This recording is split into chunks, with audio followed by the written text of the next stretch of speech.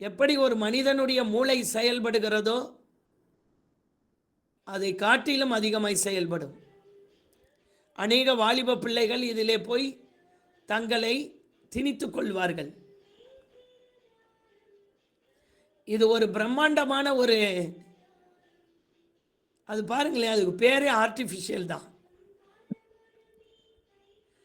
ஒரிஜினலை மாதிரியே காட்டும், ஆனால் அதுக்கு பேர் ஆர்டிஃபிஷியல், ஒரிஜினல் இல்லை. அதான் அது இந்த வருஷத்தினுடைய தாக்குதல் அதிகமாக இருக்கும். நிறைய வாலிப பிள்ளைகள் அதிலே போய் தங்களை அர்ப்பணிப்பார்கள். நிறைய கற்றுக்கொள்ளலாம் அது உள்ளே போனால். ஆனால் எல்லாமே உலகம்தான், அவைகள் வாழ விடாது. எல்லாமே இதற்கு பின்னாடி சாத்தானுடைய கிரியைகள் அதிகமாக இருக்கும். நிறைய மூளைக்குரிய காரியங்கள் எல்லாம் அதன் மூலமாய் ஜனங்கள் செயல்படுவார்கள். இந்த வருஷம் அதனுடைய தாக்குதல் அதிகமாக இருக்கும், தீவிரம் இருக்கும். போன வருஷம் தீவிரம் இல்லை, வந்தது. ஆனால் இந்த வருஷம் தீவிரம் அடையும். இந்த வருடத்தில் அதை தீவிரமாக்குவார்கள். அந்த அளவிற்கு அதனுடைய தாக்குதல் அதிகமாக இருக்கும்.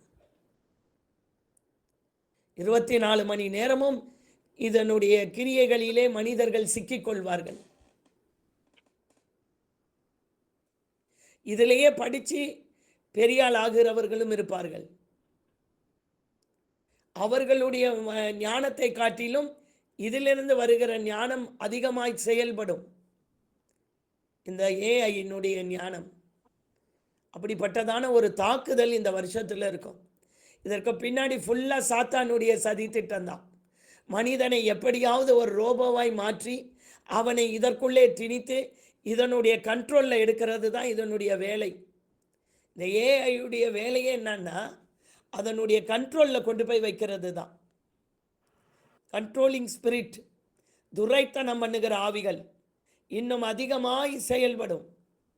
கண்டுபிடிப்புகள் பெருக பெருக சாத்தானுடைய கிரியைகளும் பெருகுகிறது என்று அர்த்தம்.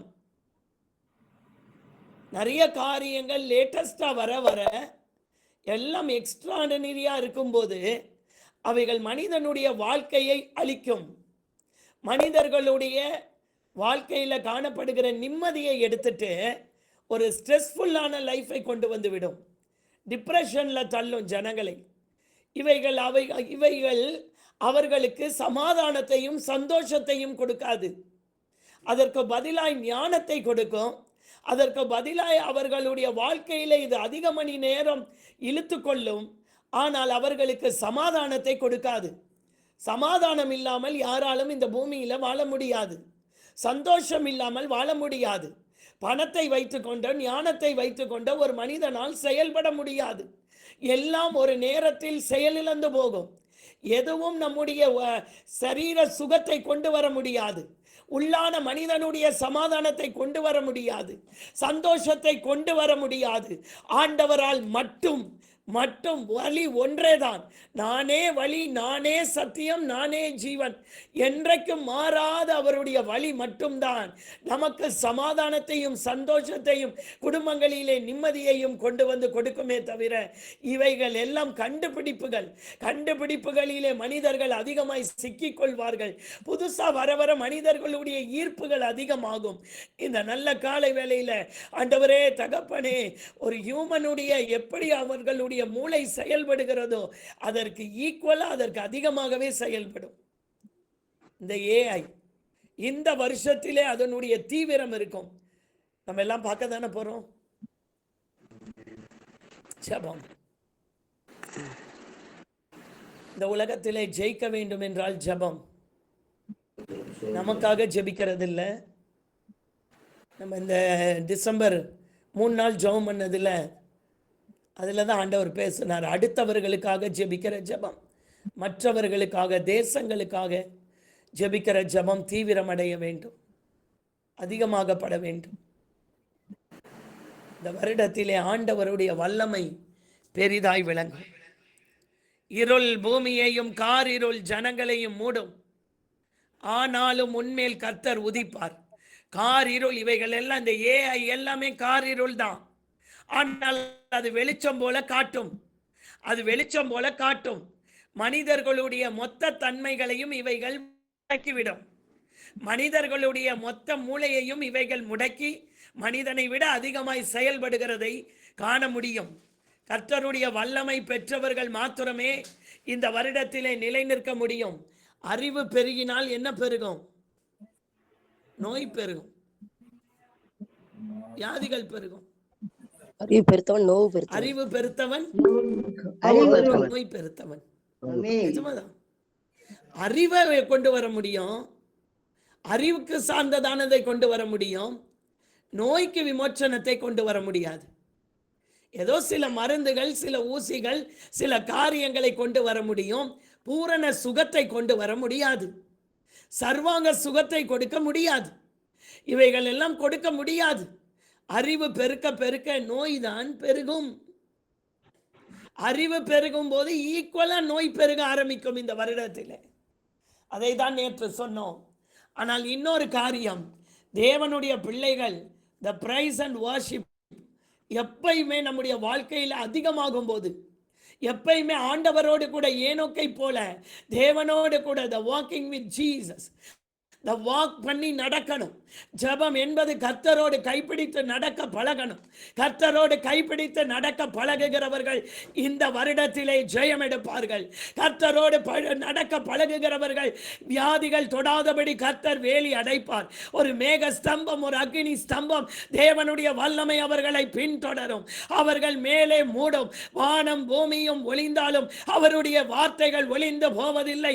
இந்த வருடத்திலே 24 மணி நேரமும் யாருடைய வாய்களிலே the praise and worship, எப்பொழுதும் ஆண்டவரை துதி செலுத்தி அவருக்கு ஆராதனை செலுத்தி எங்கே நடந்தாலும் போனாலும் வந்தாலும் அவரை உயர்த்தி பிடித்தால் கர்த்தர் இந்த பூமியிலே நம்மை இந்த காரியங்களுக்கெல்லாம் விலக்கி காத்து நம்மையும் நம்முடைய குடும்பங்களையும் ஆசீர்வாதத்திற்கு நேராய் நடத்த அவர் வல்லமை உள்ளவராய் இருக்கிறார்.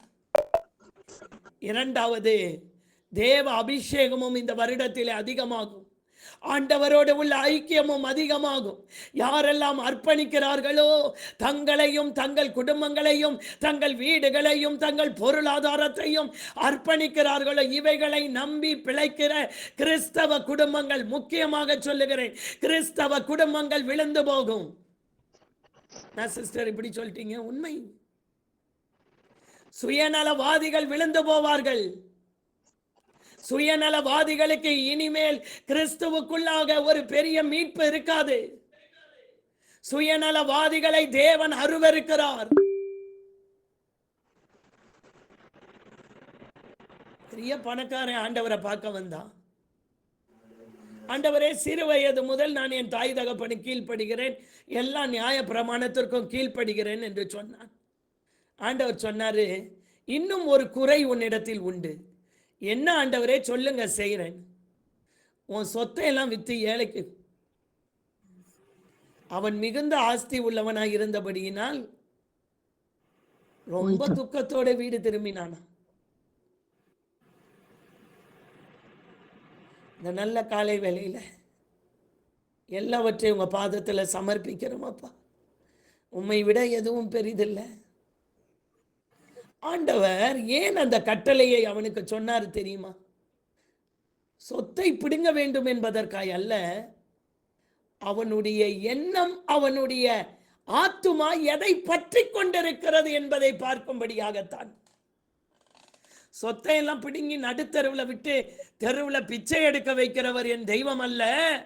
ஆனால் என் ஆத்துமா அதிலே போய் ஸ்ட்ரக் ஆகி இருக்கிறது.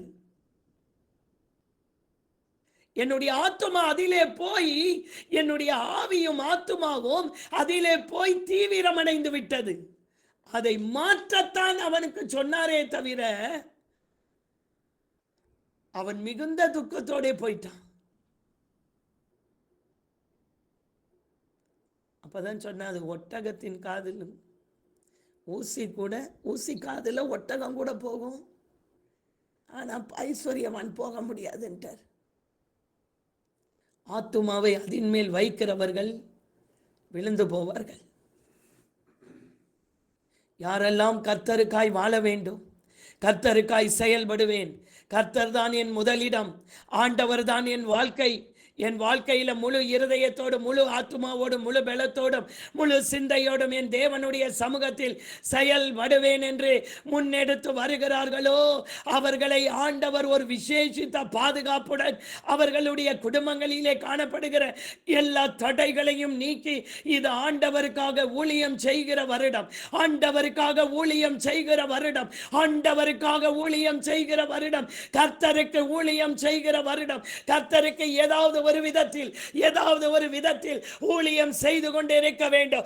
ஒவ்வொரு நாள் விடியலும், ஒவ்வொரு நாள் படுக்கைக்கு போகும்போது யாருக்காவது நான் இயேசுவை சொல்லி இருக்கணும், இல்லாவிட்டால் யாருக்காவது ஜெபம் பண்ணி இருக்கிறனோ, இல்லாவிட்டால் யாருக்காவது நான் முழங்காலில் நின்று இருக்கிறனோ, இல்ல சுயநலமாய் நான் என் குடும்பம், என் வேலை என்று பார்த்து கொண்டிருக்கிறனோ என்று இரவு நேரத்திலே நீங்களும் நானும் செக் பண்ணி தான் படுக்கணும்.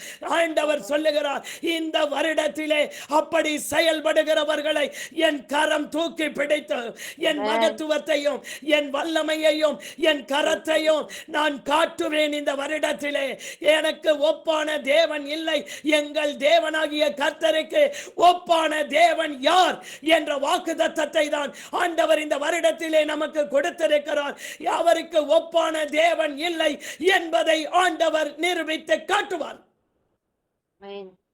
கட்டாயம் நடக்கும், ஒரு காலம் கைவிட மாட்டார். உலகம் பல கண்டுபிடிப்புகளை தேடுகிறது. இந்த வருடத்திலே சண்டை போட்டுக் கொண்டிருந்த நாடுகள் எல்லாம் ஒன்றிணையும். பாருங்க, நீங்க பாருங்க நடக்குதா இல்லையான்னு. ஒன்றிணைகிறது மட்டும் இல்ல, புதிய காரியங்களை திட்டமிடுவார்கள்.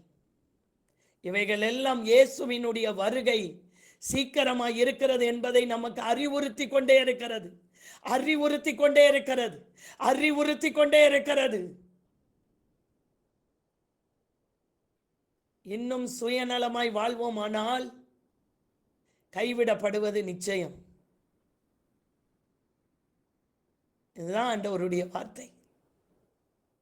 கர்த்தருக்காக வாழ அர்ப்பணிப்போம், வசனத்துக்கு அதிகமாக கீழ்ப்படிவோம். போன வருடத்தை காட்டிலும் இந்த வருடம் வசனத்திற்கு கீழ்ப்படிவோம். கீழ்ப்படிதல் வரும்போது தான் மேல் படிக்கு போக முடியும். கீழ்ப்படிதலுக்கு அர்ப்பணிக்கிறோம் ஆண்டவரே. ஒவ்வொரு நாளும் நாம் தேவனுடைய வார்த்தைக்கு கீழ்ப்படிதலுக்கு அர்ப்பணிக்க வேண்டும். ஊழியம் செய்கிறவனுக்கும் ஊழியம் செய்யாதவனுக்கும் வித்தியாசத்தை காட்டுவார். சுயநலத்துக்காக இல்ல, கர்த்தருக்காக. அதுவும் வெளியரங்கமாக்கிடுவார். கர்த்தருக்காக ஊழியம் செய்யணும். எனக்கு, என் பெருமைக்கு, என் பணத்துக்கு, இவைகளுக்கு ஊழியம் செய்யறது இல்லை, கர்த்தருக்கு.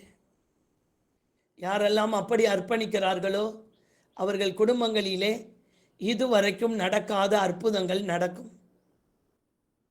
இதுவரைக்கும் கண்டிராத ஆசீர்வாதங்களை பெருக பண்ணுவார். எல்லாருக்கும் பிரச்சனை வரும், அவர்களுக்கு மட்டும் விசேஷித்த பாதுகாப்பு இருக்கும். தன்னையும் தன் குடும்பத்தையும் தன் வீட்டையும் நம்ம ஜப குரூப்ல அதிகமாக அதை நான் அதிகமாக என்ன பண்ணுவேன்னா வலியுறுத்துவேன். வீட்டை கர்த்தருக்கு திறந்து கொடுத்து ஊழியம் செய்யுங்க.